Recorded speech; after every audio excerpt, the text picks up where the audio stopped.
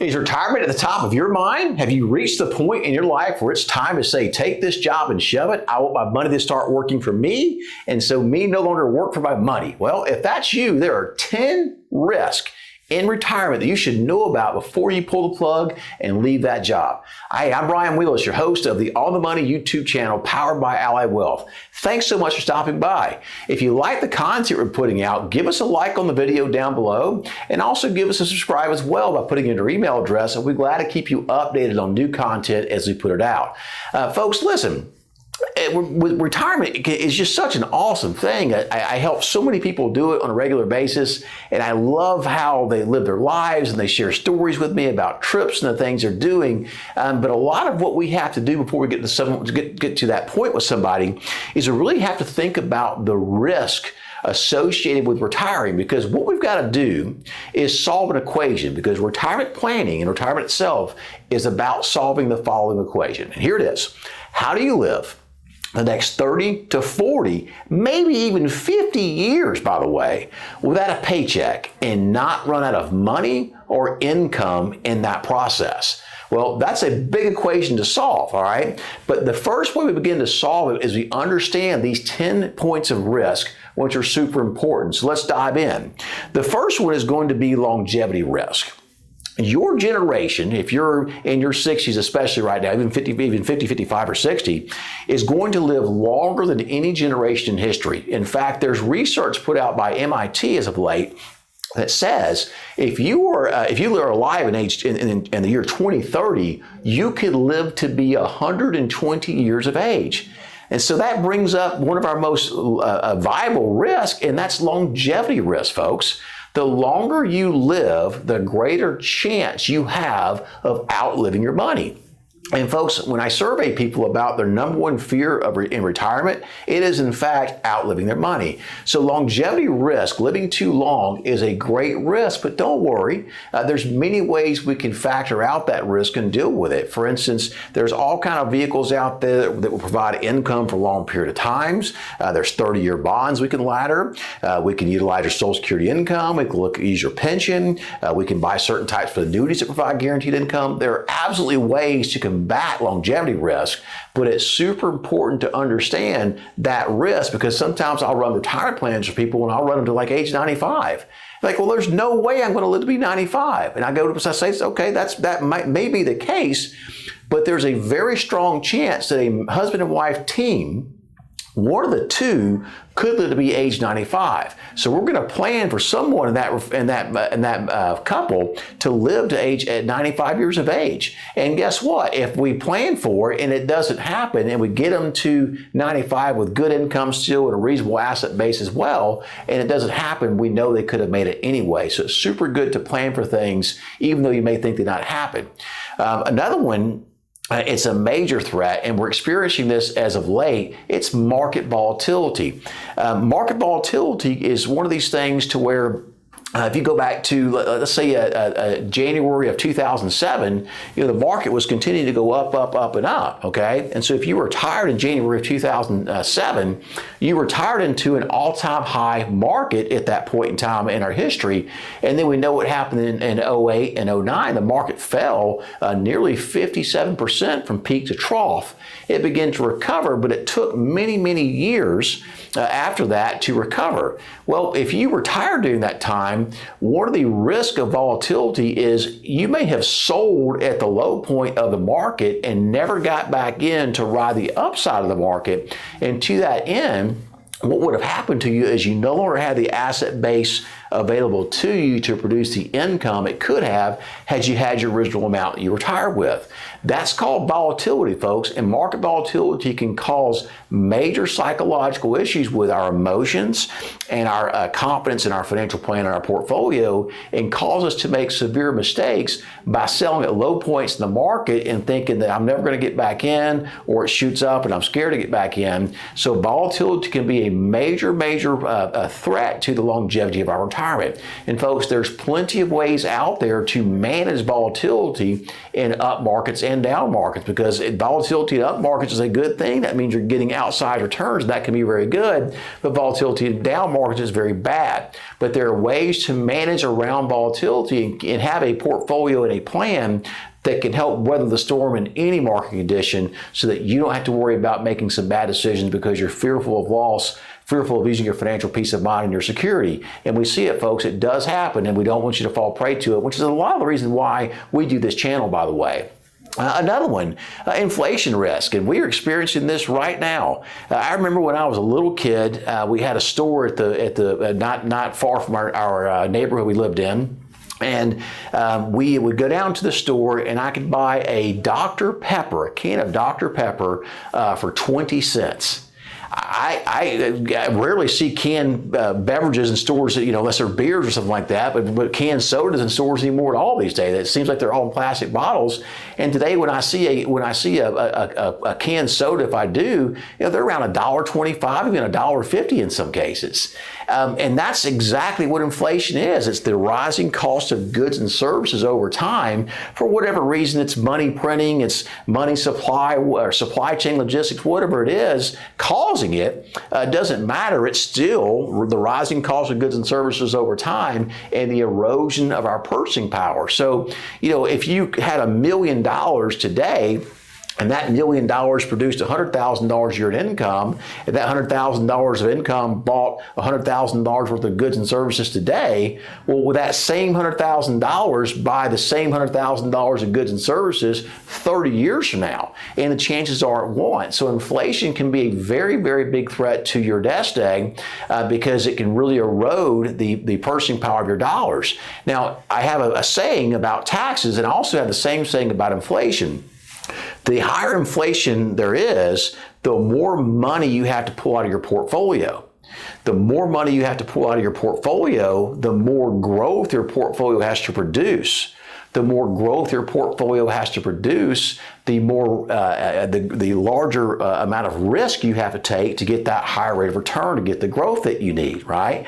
So the higher rate of return that you need, the more risk you take, it equals a greater potential chance for loss and a total disruption of your retirement plan. So when you look at the trickle-down effects of inflation, taxes are the same way, by the way, inflation can be a real threat. But again, folks, we do this channel to share what the threats are. There are plenty of ways to help you manage inflation throughout any inflationary cycle or any market cycle. We have many ways to do that as financial advisors at Allied Wealth. Another one is pretty common too. This is number 5, by the way. Is withdrawal and sequence of returns risk. Sequence of returns risk can be very good, all right, actually can be a good thing, because if you retire into a market and the first year the market's up 10%, the next year the market's up 20%, and maybe the third year you're in retirement, the market's up another 15%, you had some really good growth that offset your withdrawals, and you're probably sitting in the catbird seat and looking really good going forward over the next 30 or 40 years.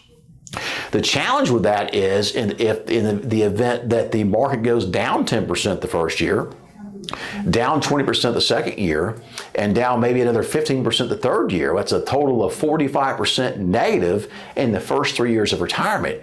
If that were to happen to you, you may find yourself in a situation where you can no longer have enough money to produce the income you need, the investment income and interest income, to sustain the lifestyle that you could have lived before that sequence of return event happened. So sequence of return, how your returns come in order, based on when you retire, can absolutely be a major threat to your nest egg. And again, folks, we don't talk about the stuff to scare you. It's important to know what it is and know the risk. And if we know the risk, we can manage around them, just like we do when we put an airplane in the sky in aviation. The exact same thing. There's a lot of risk with putting the airplane in the sky, but we can do it every single day and safely all the time if we properly know and manage around the risk associated with those flights. Same thing comes with sequence of return risk. The same thing comes with financial planning and retirement planning. It's no different. Economic and political factors are another one. And really, I'm going more on political risk at this point in time. Political risk has become a big threat to our retirement. And I get hate mail sometimes for saying this, but I believe it's true under the current path. I believe that if the current path continues in the political environment, I think we're going to be setting ourselves up for a 20% haircut in Social Security benefits. And that means the folks already getting that Social Security income may in fact get a 20% haircut off their benefits at some point in time in the future. Why do I say that? Well, in order to get the Social Security system right, we've got to raise taxes. We've got to push out the retirement ages. We've got to reduce the benefits. Something has to be done. Well, guess what? No politician is going to run for president or political office and get elected by talking about how they're going to raise taxes. It just doesn't work. No politician is going to get elected about how we're going to have to cut Social Security benefits in the future either. It just doesn't work, and no one in the political regime is talking about this stuff today. So unfortunately, I think we're setting ourselves up for, hey, this was their fault, my predecessor's fault. Wasn't something that we did. It was their fault, and now we're stuck left to deal with it. Oh, by the way, to deal with it, we got to cut your Social Security by 20%. But don't blame us, blame our predecessors. And whether you want to talk politics or not, I'm not trying to get into that, but under the current regime that we're in, the political environment that we're in, that is a real threat, and that's political risk. Political risk can also come in the form of different law changes, different tax changes as well. So political risk is a very, very serious threat that's become more real in the last 5 or 10 years than it has been in the past. And I'm concerned about what kind of risk will be associated with it in the future as well. Another one is Social Security uncertainty, and I kind of let the cat out of the bag on that one. Again, some people we talk to think, and this is number 7, by the way, Social Security uncertainty, people think that Social Security won't be there for them at all. And some people are worried about the amount of tax they pay in the Social Security benefits. Some people worry about the 20% haircut on Social Security benefits. The Social Security system is in trouble. So is the Medicare system, by the way. And there's some major headwinds that we face in dealing with correcting the system. And sadly, we've paid for the benefits for Social Security. We've also paid for the benefits of Medicare, by the way, and we should get what's rightfully ours. But our country is not run fiscally fit. And therefore, there are some issues with these things going forward. But there are ways to work around Social Security. We have being cut, for instance, we have plans that will provide guaranteed payments of income in the future so that if you put in X amount of dollars, and you get a guaranteed growth rate of this, it's guaranteed to produce this income contractually in the future. We call that Social Security insurance programs, by the way, folks, and they're out there. And if Social Security doesn't get cut, awesome, you still have your money to do something else with at that point in time, or you can take the income and spend more money if you want to that way. But the bottom line is there's ways to combat this stuff, and that's why it's super important to get educated about these threats, the retirement risk threats that are out there, and know these things and know how to plan around them and plan accordingly for them in the event they happen to you in your future. Another threat is, you get to the point where maybe you can't work anymore and your savings aren't adequate. Well, that's a real threat to retirement, right? Another one is, hey, Ryan, I'm tired of working. I can't afford to retire fully, so maybe consider part-time retirement if your savings aren't adequate. And if you feel like your savings aren't adequate, there's some ways to really turbocharge and supercharge some things out there that you should know about and look into, because inadequate savings are not a death knell. I mean, you could never retire at all. There may be ways to maximize your Social Security benefits. There may be ways to use part-time work on top of that. There are things that you can do, or you may go to a different country and live somewhere where a Social Security check goes a heck of a long way and you can actually live pretty well. So there's things you can do if your savings are not adequate, folks. Don't feel like it's the end of the world and there's nothing you can do. But again, get some help, get some knowledge, work with somebody who knows about this stuff and can point you in the right direction on inadequate savings and how to combat it and how to deal with it. The next one, number 9, and this is important too, and unfortunately I see this more than I like to, but it's cognitive decline. It can be a real threat to your golden years, because with cognitive decline comes a couple of things. One, we may not make the best decisions financially, all right? Or we may be needing to work and accumulate and save more money, but because of cognitive decline, we can't work the next 5 years that we planned on and have that 5 years of saving and growth in the market to get our retirement nest egg where it needed to be to afford us a lifestyle we wish to live in our golden years. Cognitive decline can also be in a situation to where you are not able to function, and you have to have somebody come out and take care of you and manage your finances for you, and maybe they're going to do a good job with it, maybe not. So it's super important to understand that the cognitive decline, it can happen to any of us, and it can happen quickly, by the way, but to have a plan in place for that. Number 10 is unforeseen expenses and emergencies. And they come up, folks. It's mind-boggling to me the number of things that, I always say that bad things happen to good people. When things happen, I had a lady that had a tree fall in her house, and the insurance company wasn't going to cover the whole thing because of the depreciation on the roof and this sort of thing. And so she had to come out of pocket a substantial amount of money to put a new roof on her house. She wasn't expecting that to happen. Air conditioning, and where we are in Texas, it gets hot, and it's mind-blowing to me the number of people that come in the office and say, hey, my air conditioner's out, I got to put a new air conditioner in the house, right? So there's a lot of unforeseen events and emergencies that can occur around the house. There's also medical emergencies that can occur. There's also emergencies that come up with kids sometimes, and God forbid if it's a grandkid, we all want to help our grandkids. So there's a lot of unforeseen expenses and emergencies that can come up along the way, and it's super important to have a pot of funds somewhere that aren't in the stock market, that aren't in real estate, that aren't invested in bonds or annuities or something like that you can get your hands on, cash money, if you will, or liquid cash money, if you will, that you can get your hands on if these unforeseen events and emergencies come along. That way, if the market's down, you don't have to sell investments for a loss, or the bonds are down, you have to sell bonds for the loss, and so forth and so on. So folks, again, 10 risk that you want to know about in retirement before you retire. Longevity risk number 1, market volatility number 2, inflation risk number 3, healthcare and long-term care risk number 4, withdrawal sequence of returns risk number 5, economic and political pressures number 6, Social Security uncertainty number 7, lack of adequate savings number 8, cognitive decline number 9, and lastly, number 10 is unforeseen events and emergencies. So we recovered all these things in this video. I hope it added value to what you're trying to accomplish in your retirement plan. It's super important to plan for these risks, because if we plan around these risks, we can mitigate these risks so that if they do come up, we're prepared to deal with them, and it doesn't derail our retirement plan and our income plan, and we can go forth and spend money in our golden years, or our early retirement, if you will, with confidence and not have to worry, because we've planned properly, just like we do, by the way,